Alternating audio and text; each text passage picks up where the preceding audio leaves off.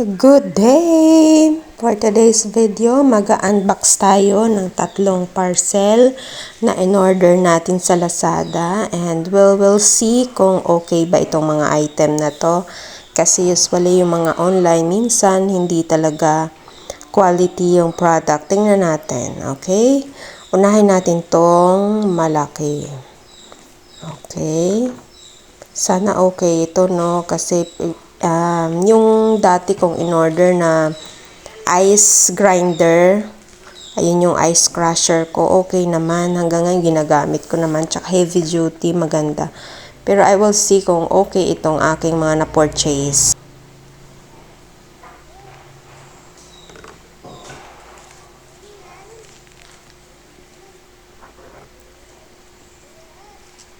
Dito talaga ako nahihirapan mag-open sa yung bubble wrap. Yan dyan. Natatagalan ako pag nag-unbox ako. Yan ang unang parcel, guys. That is plastic sealer. Kailangan namin yan sa bakery, kaya bumili na ako.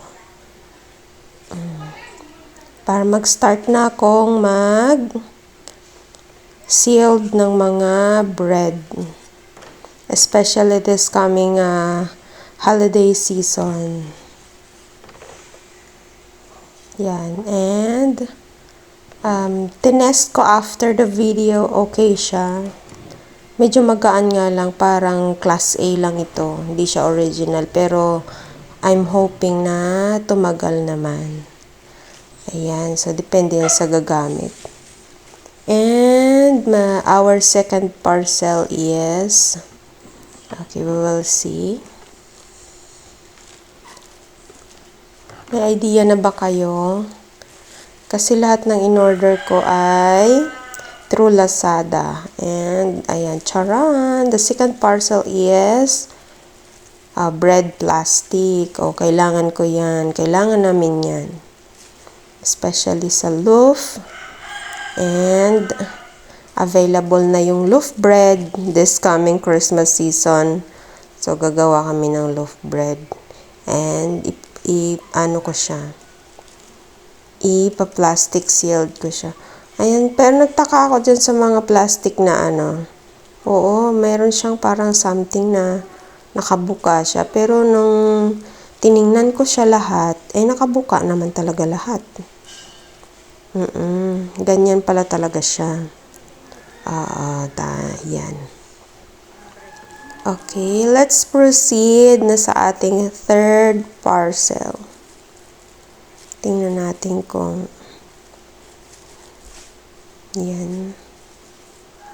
Para siyang marupok na plastic eh. Sana all marupok.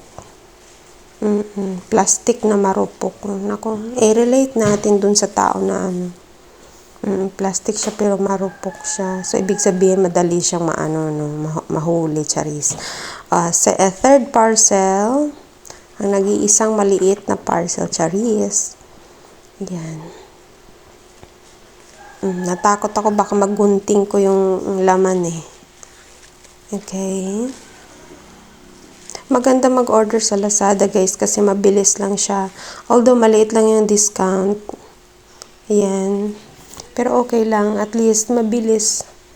Tsaka pwede naman natin i-return if ever na meron tayong makitang hindi maganda. Ayan, ang ating third parcel is buttermilk. Ayan, so pang flavor natin yan sa ating tinapay. Especially sa donut and yung mga milky breads. Ayan. Milk, butter. That's all. Thank you. Bye. Ciao pa.